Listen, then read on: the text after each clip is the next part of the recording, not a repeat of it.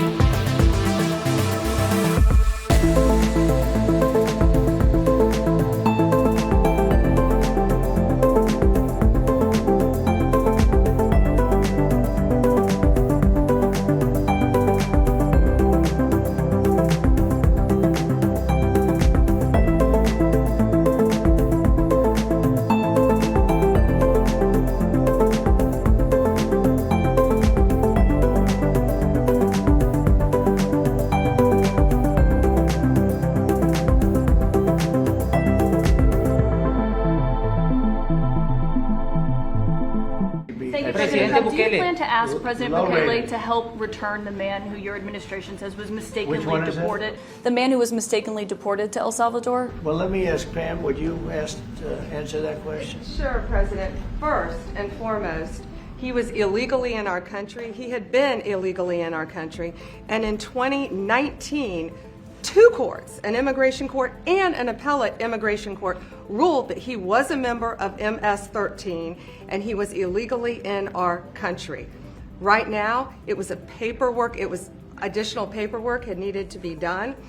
That's up to El Salvador if they want to return him. That's not up to us. The Supreme Court ruled, President, that if, as El Salvador wants to return him, this is international matters, foreign affairs, if they wanted to return him, we would facilitate it, meaning provide a plane.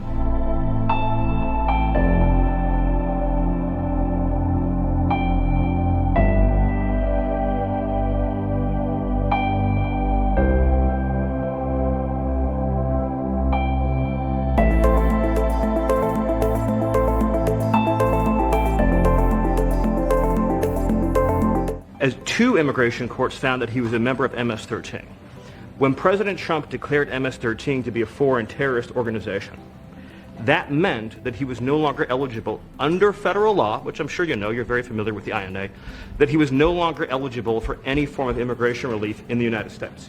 So he had a deportation order that was valid, which meant that under our law, he's not even allowed to be present in the United States and had to be returned because of the foreign terrorist designation.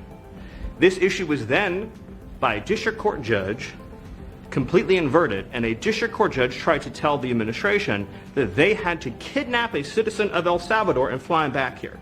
That issue was raised to the Supreme Court, and the Supreme Court said the district court order was unlawful, and its main components were reversed 9-0 unanimously, stating clearly that neither Secretary of State nor the President could be compelled by anybody to forcibly retrieve a citizen of El Salvador from El Salvador, who again is a member of MS-13, which, as I'm sure you understand, rapes little girls, murders women, murders children, is engaged in the most barbaric activities in the world, and I can promise you, if he was your neighbor, you would move right away.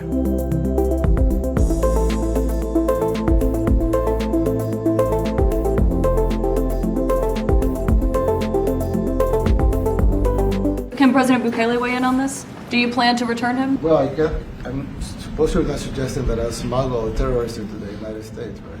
It's always how can I smuggle? How can I return him to the United States? Like, I smuggle him into the United States, or what do I do? Of course, I'm not going to do it. It's like, I mean, the question is preposterous. How can I smuggle a terrorist into the United States. I don't have the power to return him to the United States. But you can release him inside El Salvador. Yeah, but I'm not releasing. I mean, we're not very fond of releasing terrorists into our country. I mean, we just turned the murder capital of the world into the safest country of the Western Hemisphere, and you want us to go back into the releasing criminals so we can go back to being the murder capital of the world? No, that's not going to happen. Well, they'd love to have a criminal, released into our country. I mean, there's a fascination. They would love it. Yeah. They're sick. These are sick people.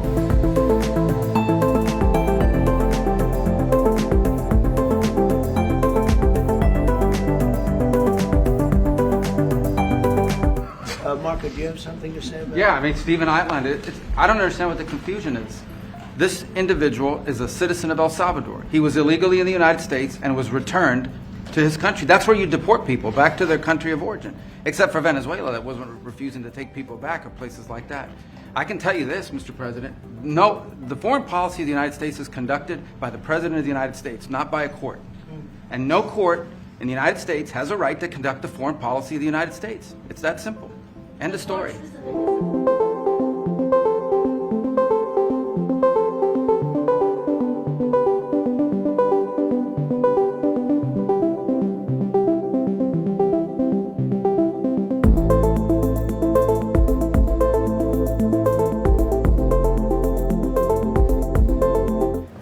Mr. President, you said that if the Supreme Court said someone needed to be returned, that you would abide by that. You said that on Air Force One just a few days ago. Why don't you just say, isn't it wonderful that we're keeping criminals out of our country? Why can't you just say that? Why do you go over and over? And that's why nobody watches you anymore. You have no credibility. Please, go ahead. President Trump, thank you so much. How many illegal criminals are you planning on exporting to El Salvador? And President Bukele, how many are you willing to take from the U.S.? As many as possible. And I just asked the president, it's this massive complex that he built, jail complex. I said, can you build some more of them, please?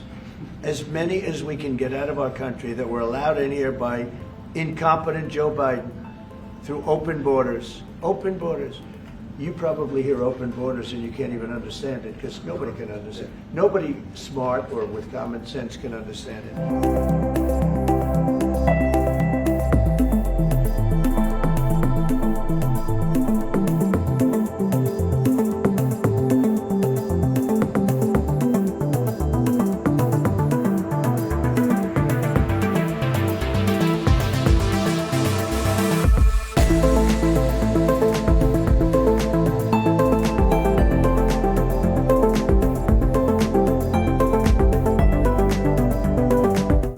Now, and Donald Trump has praised El Salvador's president in a meeting between the two leaders in the White House. Nayib Bukele dubs himself the coolest dictator in the world after cracking down on crime gangs and transforming his country. At an airport in El Salvador, the latest group to be deported from America. 11 men, gang members, says the White House, but detained and removed to this mega prison with no evidence of their crimes, no judicial process, and no access to lawyers. They join hundreds already lifted from America and sent to El Salvador's notorious terrorism confinement center, one of the largest jails in the world. At a White House in step with this policy, a guard of honor for the president of El Salvador, the first Latin American leader to visit President Trump. Nayib Bukele styles himself as the coolest dictator in the world. Donald Trump likes him because there is a symbiosis to this relationship. I want to thank you for the great job you're doing. I appreciate it very much. Thank you. Bukele has an 80% approval rating in El Salvador. He's turned a soaring crime rate on its head, the world's most dangerous country to the Western Hemisphere's safest. Sometimes they say that we imprisoned thousands. I like to say that we actually liberated millions. So, it's very good. Who gave him that line? Do you think I can use that?